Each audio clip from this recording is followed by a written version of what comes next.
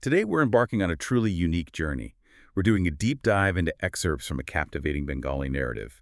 Feels like an intimate character study, really, of a man named Himu. It's just rich with philosophical musings, these quirky encounters, and a protagonist who, without a doubt, marches to the beat of his own drum. Absolutely. From the very first page, Himu introduces himself, and it's a striking appearance.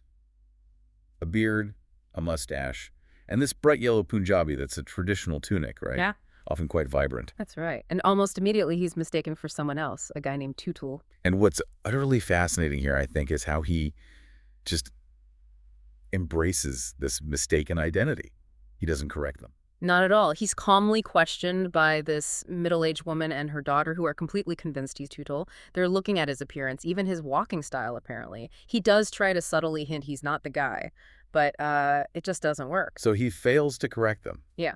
And then what happens? This is where it gets strange. This is where the truly fascinating part begins, because instead of just clarifying, Himu sort of manipulates the situation. He transforms the simple mistake into an elaborate power play. How so? Well, when the woman tells him to get into her car, thinking he's Tutul, he just complies, gets right in. Oh. Then the daughter, she quickly realizes, wait, this isn't Tutul, and insists he leave. But he just calmly refuses. He refuses. It's audacious, isn't it? Yeah. The driver starts getting uncomfortable, understandably. Right. And Himu calmly but firmly commands him, keep your eyes on the road, there will be an accident. Apparently just stuns the driver into silence. Wow. Then, when they ask him again to get out, he defies them further. He actually intimidates the driver with this, theatrical gesture involving a small notepad from his bag, makes it seem like a terrible weapon. A notepad. Seriously? Apparently. And he demands the driver start the car and drive him towards Farmgate. Just completely asserts control. And he makes that comment too, right? About scared women looking beautiful. Yeah, scared women somehow look beautiful. It's cynical, but such a striking observation in that moment. So what is this immediate power grab, this assertion of control? Tell us about Himu right off the bat. It immediately shatters conventional expectations, doesn't it? Himu isn't just reacting, he's actively redefining the situation entirely on his terms. What he shows here is this kind of radical non-resistance. By embracing the false identity, refusing to play by their rules, he paradoxically gains absolute control. He turns their confusion into his leverage. It's like embracing the absurd gives him power. Exactly. It's our first real insight into how he operates. Surrendering to the absurd can be a profound power play for him. And this strange, self-engineered car ride. Yeah.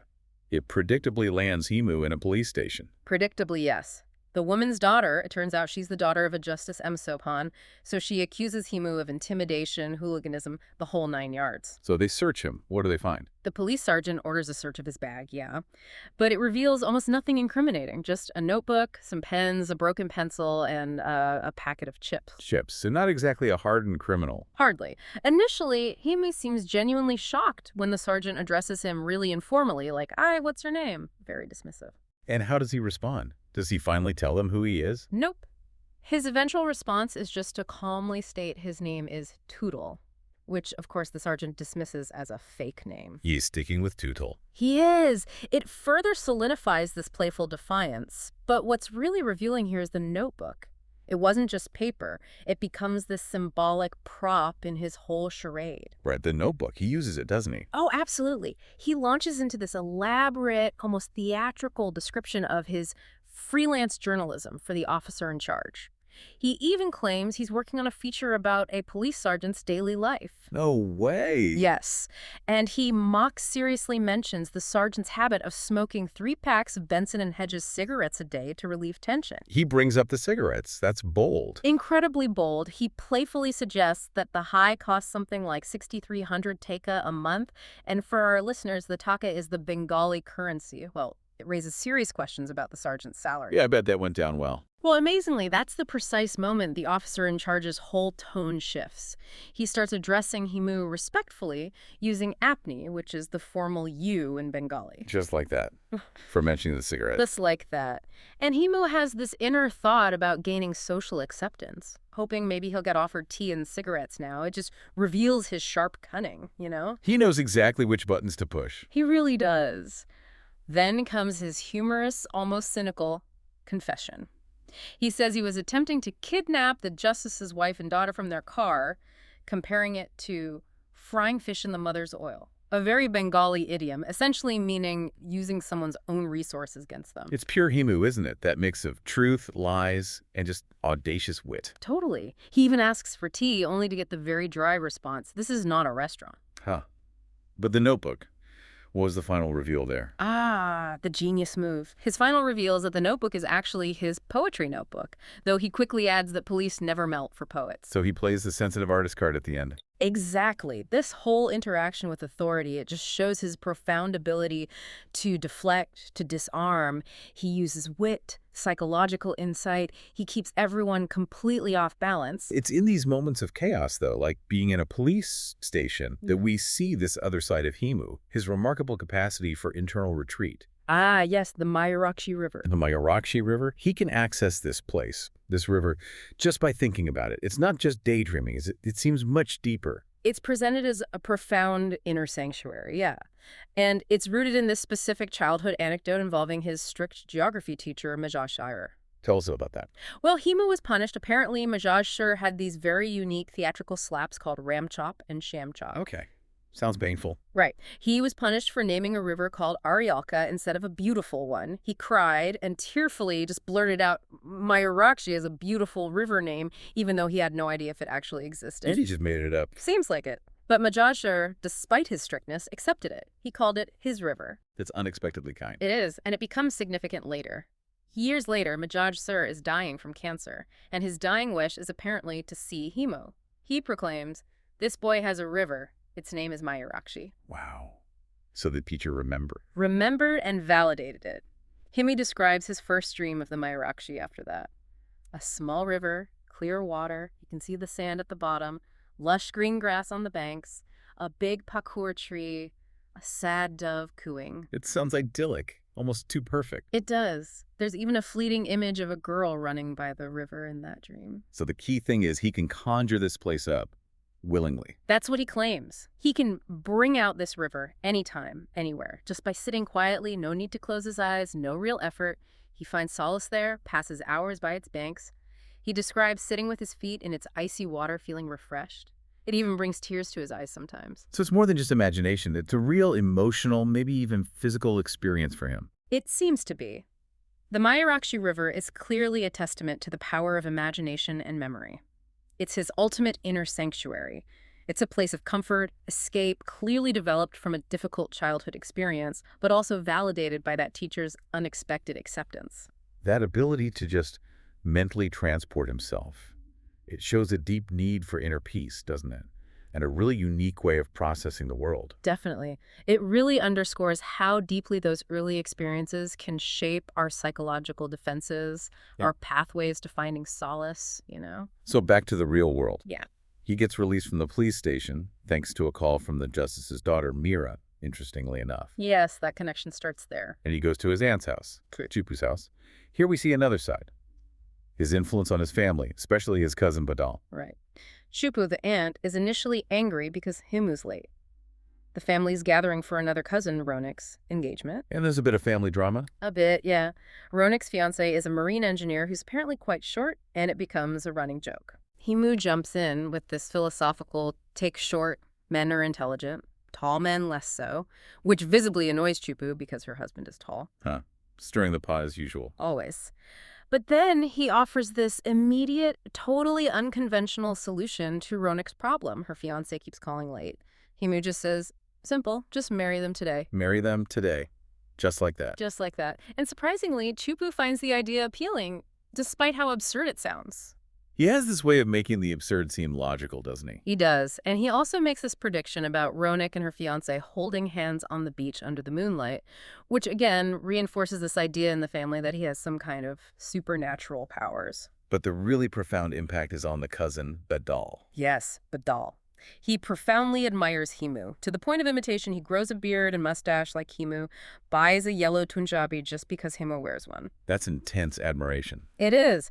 And Badal has serious problems, these nervous breakdowns during exams. He describes the room shrinking, people shrinking. He screams and runs out. That sounds terrifying. It does. He also develops this bizarre belief that his head is infested with lice that crackle when he shakes his head near a fire. This leads him to burn his textbooks after reading them. Burn his textbooks. Yeah. Wow. So how does Himu handle this? Himu's action is decisive and, again, very unconventional. He shaves Badal's head and beard completely. Shaves him. Why? The text suggests it's symbolic. After being shaved, Badal feels light, like he's flying. It seems to trigger a dramatic mental shift, breaking him out of that obsessive state. So Himu acts like a catalyst, an unfixer, or maybe a refixer. That's a great way to put it. He has this profound, almost hypnotic effect on Badal, transforming his mental state through these really unorthodox methods. It just highlights his extraordinary ability to intuitively understand and maybe manipulate human psychology, often seems for the good, but always through his own strange lens. And he helps out others too, right? Gets a job for a friend. Yeah, he secures a job for his friend Mejad through Chupu's husband, which again shows his influence, his ability to navigate the world and get things done in his own way. Okay, to really understand Himu, we absolutely have to dig into his childhood. It sounds unusual, to say the least, especially his relationship with his father.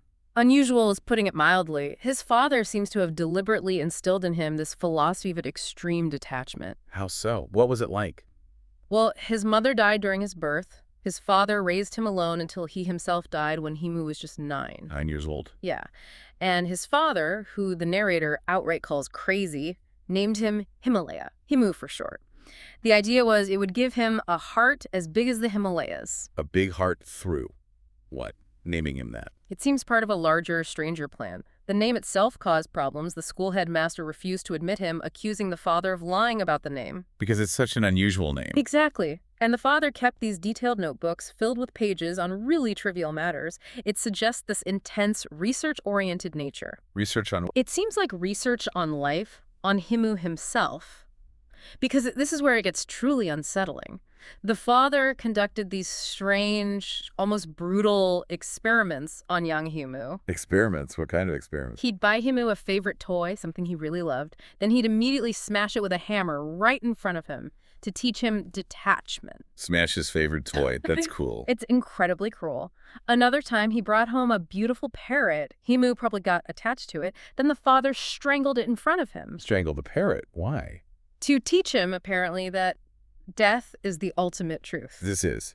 It's genuinely disturbing. What kind of person emerges from that? That's the core question, isn't it? Unbelievably, the text says his father even believed his wife's death, Himu's mother's death, was good. Good. Yes, because she would have spoiled Himu with affection, which would have hindered these experiments. This is beyond unconventional. It sounds abusive. It certainly blurs that line heavily.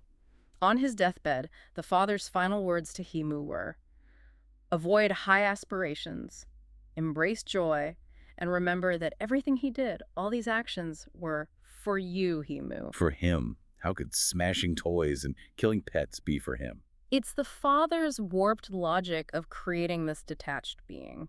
He even instructed Himu to go live with his maternal uncles, calling them demon aunts, mamara pichachini, a very strong term in Bengali suggesting real cruelty. Why send him to demons? So Himu could learn about human virtues, supposedly, by contrasting them with the evil he'd witnessed there. Like an inverse education. His grandfather tried to intervene, right? Give him a normal name? Yeah, the grandfather tried to normalize things, wanted to name him Imtiaz Chowdhury, or even Tutul, ironically, and ordered everyone to call him that. But the father's influence seems much deeper. So the father was basically trying to engineer a specific kind of person, free from worldly attachments, illusions. That's exactly what it looks like. This highly experimental upbringing, marked by this bizarre mix of affection and deliberate cruelty, it provides the foundation, the context for Himu's later detachment. His unique way of experiencing joy and sorrow. It just raises these huge questions about nature versus nurture, doesn't it? Can you really condition someone out of basic human connection like that? And did it work? Is Himu truly detached? We'll get to that. But first, life with the uncles after his father died. Right. He goes to live with these maternal uncles in a place called Hiranpur, Mymensingh. The text describes it as a period of unlimited freedom, but also really harsh realities. What kind of harsh realities? Worse than the father. Different, maybe more chaotic. For instance, the uncles committed this truly cruel act. They sacrificed 3 cats, one of which was pregnant, simply because they were a nuisance, and they justified it using religious texts, apparently. Sacrificed cats. Okay, that's grim. It paints a picture of the environment. The communal living was chaotic. Shared beds, shared food with a strict rule of never asking for anything specific, constant fighting among the cousins. Sounds like survival of the fittest. Very much so. There was apparently no real adult supervision or care if kids got sick. And justice was rough. Anyone found complaining would just get beaten. So no safety net, emotionally or physically. None whatsoever. And then there's the story of one uncle's murder. As he was dying, he gave a false confession implicating 4 innocent people he considered enemies. The text says he found joy in taking 4 enemies down with him. Finding joy in framing innocent people as you die, that's incredibly dark. It is. So this period, living with the uncles, it reinforces those lessons of detachment, but in a much more brutal, organic way than his father's controlled experiments. He learns to navigate a world with no conventional rules, no emotional safety, the uncle's cruelty, the chaos. It contributes to his resilience, certainly, and his understanding of human nature, but definitely a darker side of it. It reinforces that idea that survival often means letting go of attachments. Okay, so bringing it all together, Himu embodies this profound, almost paradoxical detachment. He says he has no special powers, but he keeps demonstrating these uncanny abilities. Exactly. Predicting events, influencing people, perceiving hidden truths. It keeps happening. Look at his friend Majod. Right, Majod. Yeah. He represents ultimate apathy. Pretty much. Content with just enough to survive, sleeps through a magic show, utterly indifferent to a beautiful woman who shows interest. He's like detachment taken to an extreme, maybe even emptiness. And Himu observes this. Does he see himself in Majod? He reflects on it. He remembers his father's written advice on detachment, that the world is an illusion, Maya. That's a huge concept in Eastern thought, right? The idea that the world we perceive isn't the ultimate reality, it's a kind of veil, and you have to break free from its bondage. So, did the father's experiments work? Did they remove Himu's Maya?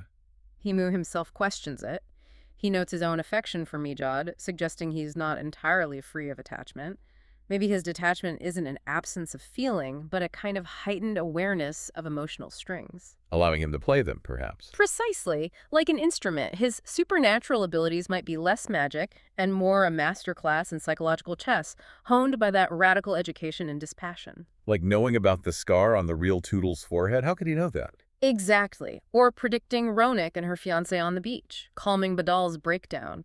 He even explicitly says, I can foretell the future. Does he believe it himself? Or is it part of the act? It's ambiguous, isn't it? Look at his experiment with the rickshaw puller. Tell me about that one. He forces the rickshaw puller to pay for Himu's own laundry first. Makes the man angry, desperate. Then Himu gives him a generous sum of money. He watches the transformation from anger to immense gratitude in both the man and his grandson. And Himu muses on the power of intense pain to somehow burn or purify someone. It's another strange manipulation, observing human emotion like a scientist.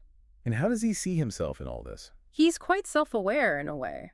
He assesses himself as not being a great man, but admitting he acts like one. He knows he lies often, but feels he does it well. He has conversations with a great man in his head too, right? Yes, this internal dialogue that reveals his own struggles. He talks about feeling melancholy sometimes and joy at others.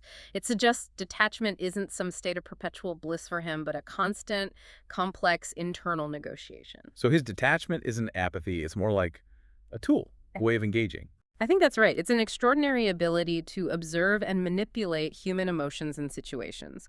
Whether his powers or heightened intuition, deep psychological understanding from his upbringing, or just a carefully crafted persona. He uses it all to challenge perceptions, redefine norms. In a way, he's fulfilling his father's goal of shaping a new kind of human one, seemingly free from worldly attachments, yet paradoxically deeply engaged with human psychology. Which brings us to his relationships, particularly with women, Rupa and Mira. This seems like another key area where his detachment plays out. Absolutely. It reveals another critical facet, his deliberate avoidance of deep emotional connection. Let's start with Rupa. He knows about her beforehand. Oh, yeah. He's had this long-standing awareness of her, knows her car number, knows she's popular among male students. But their first direct conversation is classic Himu. How so? He pretends to be confused about who she is. He calls her Apni, the formal you, which deliberately unsettles her because it creates distance where she expects familiarity. Playing games from the start. Totally. And then, what's really striking is his strategic avoidance after promising to visit her.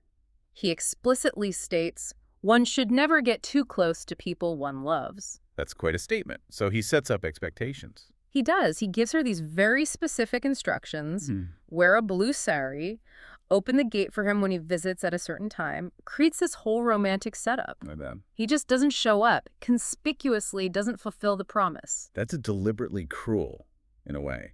Or is it self-protection? It feels like both, doesn't it? It's a controlled exercise in maintaining emotional distance, a deliberate dance right on the edge of attachment, then pulling back sharply. And there's Mira, the justice's daughter, the one from the car incident. Right, he cultivates a connection with her, but primarily over the phone.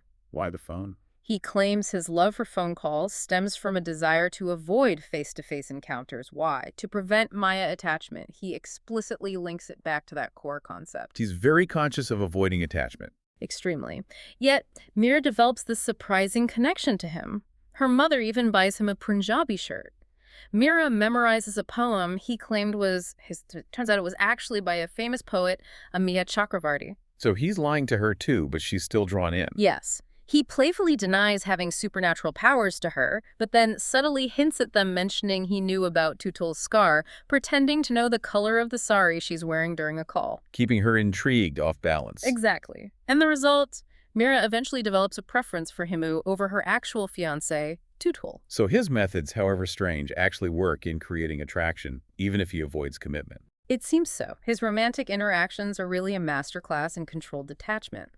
He creates intrigue, fosters connection, but always maintains that critical distance. It seems designed to protect himself from the pain of attachment, directly echoing his father's harsh lessons. It reveals this profoundly complex character who seems to both desire and fundamentally fear deep human connection. He's constantly navigating this path between genuine affection, which seems to leak through sometimes, and the radical dispassion he was so forcefully taught. It feels like this ongoing inner battle between his engineered self and maybe some innate human needs. So our deep dive into Himu's world, it's shown us a character who really challenges every conventional notion we have of self, family, reality itself. He's like a walking experiment in detachment, yet paradoxically, he forms these profound connections and influences lives. It blurs the lines, doesn't it, between manipulation and some kind of genuine, albeit strange, care. It really does. Himu's journey is shaped by that truly bizarre upbringing and a world that often feels chaotic and harsh. It forces us to consider, is this kind of genuine detachment a path to freedom? Or is it a unique form of self-preservation, a shield built against a brutal world? His story just constantly blurs the lines between truth and illusion, sanity and eccentricity. It leaves you wondering about the hidden forces, the subtle experiments that shape our own personalities, often way below our conscious awareness. So thinking about all this, what does it mean for you listening? Perhaps it's an invitation to examine the experiments, the experiences, the lessons, maybe the people that have shaped your own life, your own approach to the world and to connection. Or maybe it's simpler. Maybe it's just an invitation to appreciate the profound power of perspective and the enduring, fascinating enigma of human nature itself. And here's a final thought to leave you with. If true joy comes from abandoning high aspirations and detachment from worldly desires, as Himu's father suggested, what desires, what attachments might you be willing to shed, even just consider shedding, to find your own inner Moyurakkhi river?